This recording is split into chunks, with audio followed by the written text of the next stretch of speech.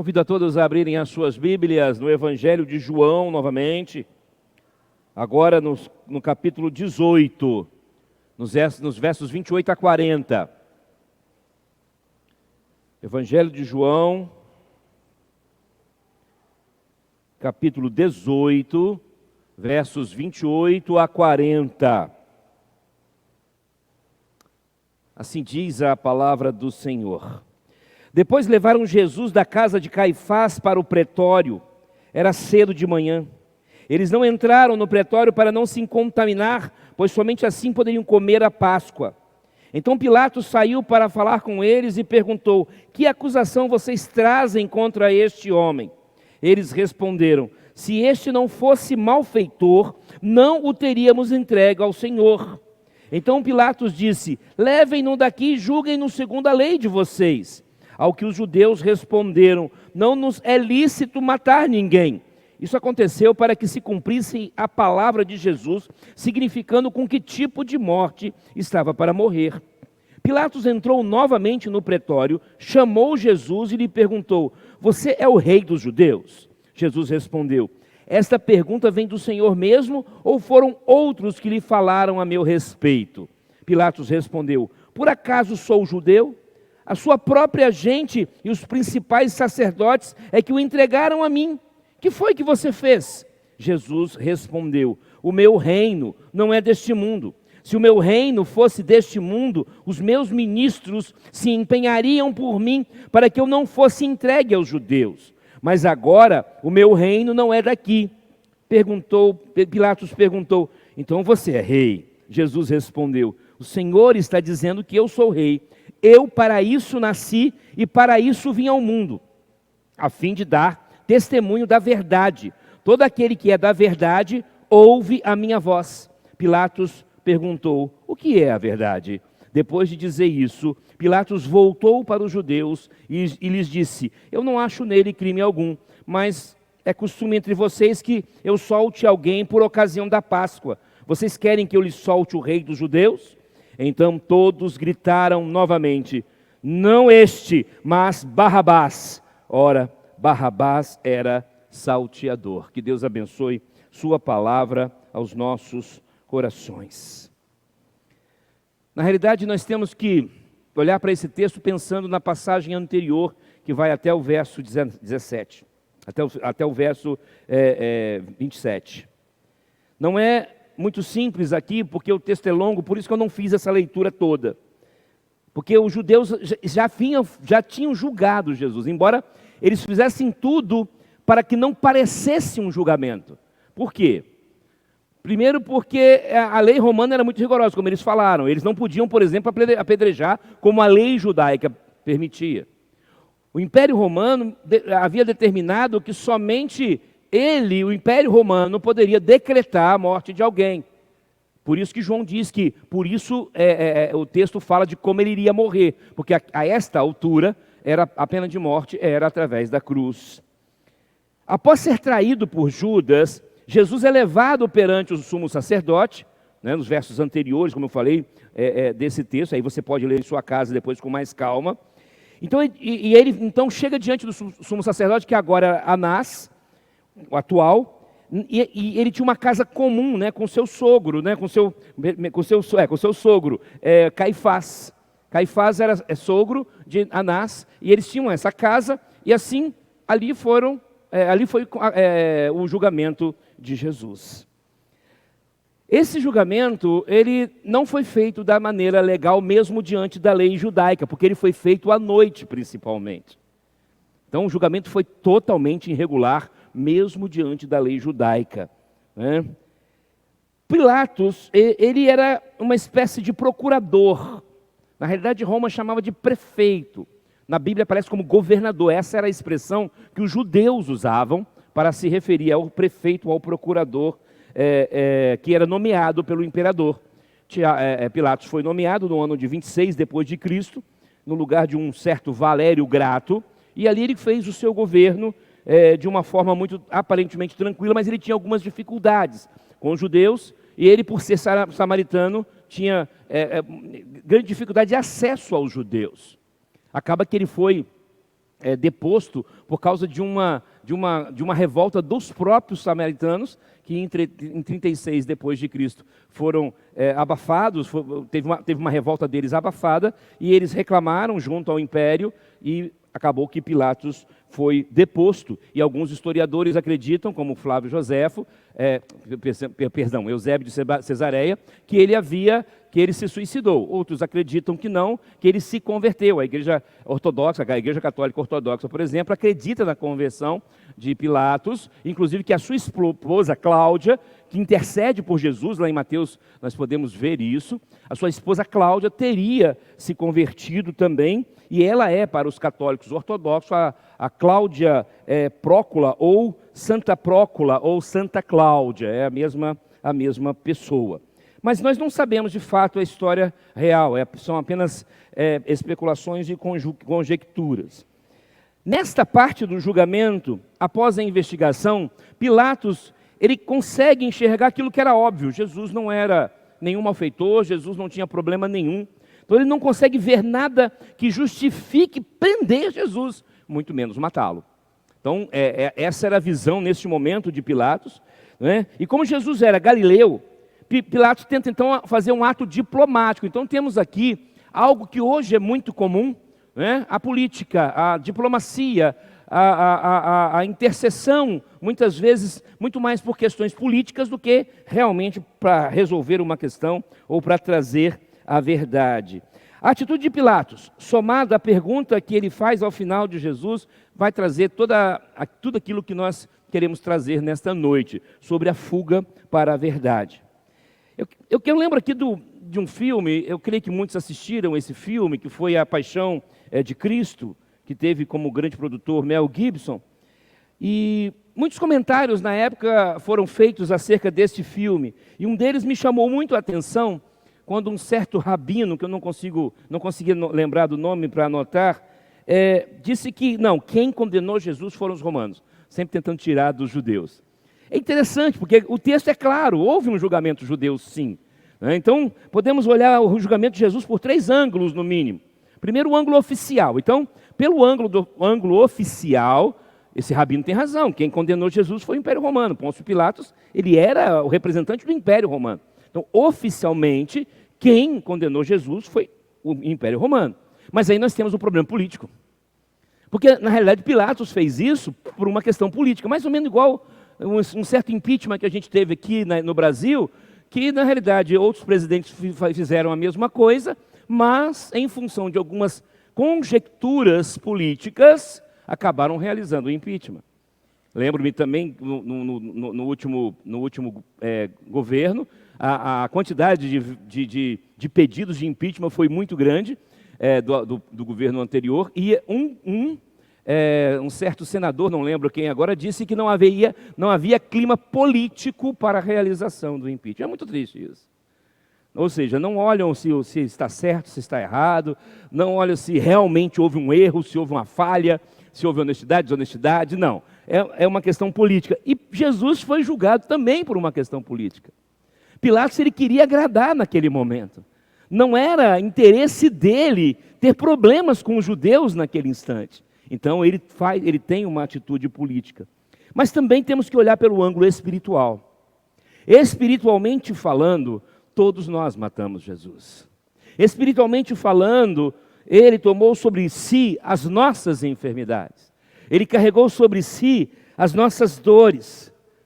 Ele levou a nossa iniquidade. Então, esse ângulo espiritual é o que nós queremos trabalhar nesta noite. E quando nós falamos sobre a fuga da verdade, diante de tudo isso, eu quero que você pare para pensar nesse ponto espiritual. Jesus morreu por sua causa, por minha causa. Ele morreu por cada um de nós. Mas vamos lá. Primeira coisa que aprendemos nesse texto é que nós fugimos da verdade quando usamos uma falsa religiosidade. Repare que os judeus, logo no início, diz assim: eles não entraram no pretório para não se contaminar, pois somente assim poderiam comer a Páscoa. Hipócritas, como muitos. Eles já tinham julgado Jesus. Eles fizeram um julgamento ilegal de Jesus. Eles estavam levando Jesus, que era inocente, para ser condenado. E mais, eles queriam matá-lo. A sua religiosidade era falsa. É interessante notar a postura deles. Eles, não vamos entrar. É mais ou menos igual certas pessoas que não tomam a ceia por causa de uma determinada situação. Mas a vida dela em outras áreas e vai estar, né? Enfim, é a falsa religiosidade, a falsa vida espiritual. Um certo comentarista, Hendricks, ele diz o seguinte: no portão do pretório, Jesus foi entregue aos soldados do governador, pois os veneráveis membros do Sinédrio, que estavam na procissão que entregou Jesus, tinham escrúpulos religiosos com relação a entrar na habitação dos ímpios. Eles iam se contaminar por quê? Porque Herodes era ímpio, então ele não podia entrar ali. Mas podiam matar um inocente. Mas podiam condenar um inocente. Também estes estão fugindo da verdade. Muitos fogem da verdade quando têm essa falsa religiosidade. Aqui temos uma doutrina baseada unicamente em tradições. Nada há na Escritura, mesmo no Antigo Testamento, que afirme que o judeu não podia ter um contato com o gentio. Vemos que eles tiveram uma grande preocupação com esse rito, mas não se preocuparam com a legalidade do julgamento. Tiveram uma preocupação com uma coisa simbólica, tiveram uma preocupação com uma coisa que era apenas um símbolo, mas não tiveram preocupação com a honestidade do julgamento, não tiveram preocupação com a honestidade das testemunhas, que os textos do Evangelho deixam claro que as testemunhas foram compradas. Não tiveram nenhum escrúpulo com relação às mentiras que foram proferidas contra Cristo.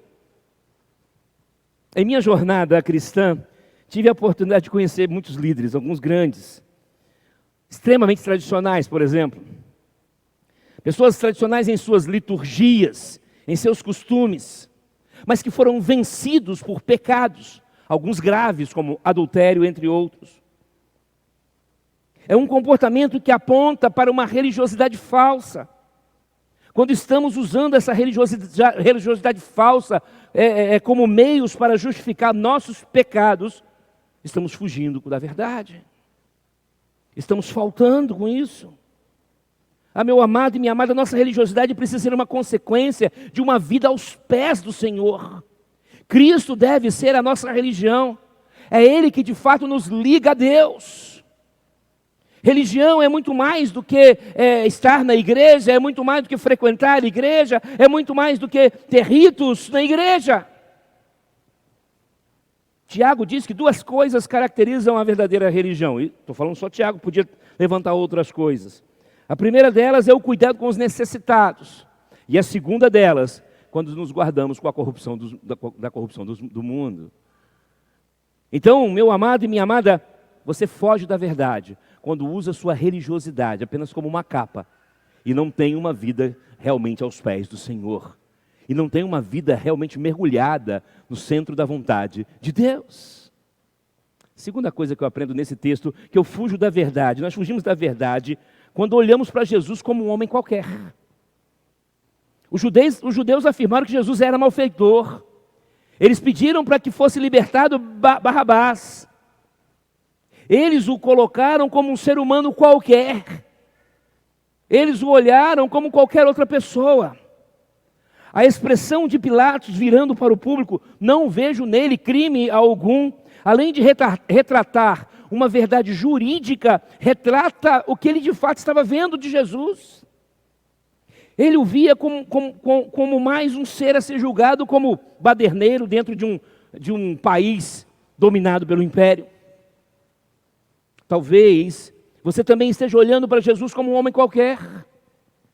O islamismo, por exemplo, afirma que Jesus é apenas mais um profeta. Afinal, o Islã diz que só Alá é Deus e só Maomé é o seu profeta. O budismo afirma que ele é apenas mais um avatar, ou seja, apenas mais uma reencarnação de Deus. No budismo, ele é apenas o Vishnu, o Deus responsável pela sustentação do universo. Ele é apenas uma das 3 divindades supremas. Ah, meu amado, talvez você também pense que Jesus é como uma pessoa qualquer. Há pessoas que pensam que Jesus é apenas uma personagem da história, que não passa de mais um dos muitos heróis da humanidade. O Espiritismo olha para Jesus apenas como o nosso irmão maior, que veio para dar exemplo. Jesus não pode ser visto como uma pessoa qualquer. Primeiro, porque a Bíblia nos apresenta como o Deus que se fez carne. Só isso já bastaria para provar que Ele não é uma pessoa qualquer. Além disso, Jesus foi morto sem pecado, para que pudéssemos ter a vida eterna, para que pudéssemos ter a nossa salvação. Logo, meu amado, não olhe para Jesus como uma pessoa qualquer. Ele não é uma pessoa qualquer, Ele é o nosso Salvador. Não o compare a qualquer coisa que seja, a qualquer ser que seja. Quando você reduz Jesus a isso, você está dizendo, você está virando também, está fugindo da verdade. Você está se virando como Pilatos se virou naquele dia, naquele momento. Você está deixando de crer de fato na obra de Deus. Isso tem me preocupado porque isso de olhar para Jesus como uma pessoa qualquer está contaminando de forma indireta o nosso meio evangélico. A teologia liberal tem entrado de uma forma que tem ensinado que Jesus é só mais um. Tem mostrado que Jesus é só mais uma pessoa. E os crentes estão acreditando que Jesus é apenas o meu irmão mais velho. Cuidado, meu amado e minha amada, Jesus não é uma pessoa qualquer. Não olhe para Ele como uma pessoa qualquer. A palavra de Deus é muito clara, o Verbo se fez carne e habitou entre nós. No princípio era o Verbo estava com Deus, o Verbo era Deus. O Verbo, Jesus, o Logos, a palavra era Deus. Ainda vemos que Deus outrora falou através dos profetas e agora falou através do seu Filho, que é expressão exata do seu ser, diz Hebreus. Jesus não é uma pessoa qualquer. Jesus não é um ser qualquer. A Bíblia nos mostra Jesus de Gênesis a Apocalipse. Jesus é mostrado em diversos lugares da palavra de Deus, de forma direta, de forma indireta. Ele é o quarto homem da fornalha. Ele é o anjo que aparece para Abraão e anuncia a destruição de Sodoma e Gomorra. Jesus não é um ser qualquer, entenda isso. Terceira coisa que eu aprendo, que nós fugimos da verdade quando não damos ouvidos à palavra de Cristo. Pilatos perguntou o que era a verdade, mas imediatamente virou-se para a multidão. Imediatamente. Pilatos preferiu ouvir a multidão. Ele preferiu fazer conchavo político. Ele preferiu fazer um julgo de interesse do que de fato ouvir o que Jesus tinha a lhe dizer. Como Pilatos e como aquele povo, muitos de nós têm crucificado a Jesus quando não o ouvimos de verdade. Quando nós fazemos, como aquela multidão, crucifica-o ou crucificai-o. Muitos de nós andamos com a multidão de parentes e amigos, continuamos a gritar, crucificai-o. Muitos de nós temos uma multidão de pensamentos e filosofias humanas que preenchem os nossos corações, e assim continuamos a dizer, crucificai-o. Pilatos não quis ouvir as palavras de Cristo. Pilatos não quis ouvir o que o Rei dos Reis tinha a lhe dizer. Ele se recusou a ouvir a resposta daquele que era a própria resposta. Será que isso não tem acontecido na sua vida? Será que isso não tem acontecido com você, meu amado e minha amada? Será que você não tem preferido dar ouvidos às palavras de outras pessoas do que às palavras de Jesus, que lhe chama com seu terno e maravilhoso amor? Ah, meu amado e minha amada, a Bíblia nos diz que a fé vem pelo ouvir, e o ouvir da palavra de Cristo. Não ignore a mensagem da palavra de Deus. Ela está sendo pregada e está apontando para algo maravilhoso, para algo tremendo, que é a vida eterna. Mais do que isto, está sendo pregado, o que está sendo apontando para alguém maravilhoso que é Cristo. Não vire as costas para Jesus. E essa é a quarta coisa que nós aprendemos nesse texto. Nós fugimos da verdade quando damos as costas para Jesus. Além de não ouvirmos as suas palavras, damos as costas para Ele. Cada vez mais cresce no Brasil o número de outras religiões. O Espiritismo é a religião que mais cresce no Brasil. Tem mais pessoas que pensam que Kardec pode explicar Jesus do que acreditar na palavra de Deus. Viram as costas para Jesus para ouvirem o que outros pensam.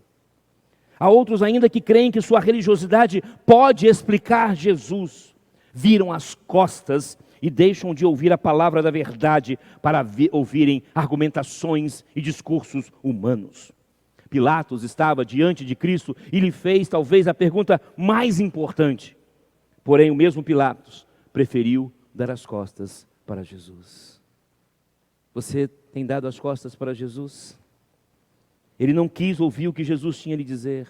Ele não quis ouvir o que o único que poderia lhe mostrar a resposta correta àquela pergunta podia te falar.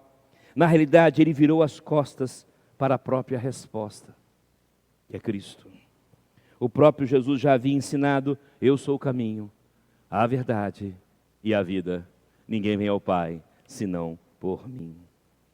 Em João 17, ao orar por todos os discípulos em todos os tempos, Jesus pede que Deus santifique seus eleitos na verdade e que a palavra de Deus é a verdade. A tradução, a expressão traduzida como palavra é a mesma que é traduzida como verbo em João 1:1. Isso significa que Jesus é a própria palavra de Deus encarnada. Ele é a expressão exata, como eu falei, de Hebreus, da vontade de Deus. Cristo é a maior revelação de Deus ao homem. Meu amado e minha amada, não vire as costas para Jesus. Será que você não tem feito isso? Será que muitos nesse ambiente não têm feito isso? A busca pela verdade exige que sejamos honestos em relação à nossa religiosidade. Então vamos começar reconhecendo a nossa falsa religiosidade. Vamos nos aproximar de Jesus com uma religiosidade verdadeira, sincera, olhando para Ele como a nossa própria religião.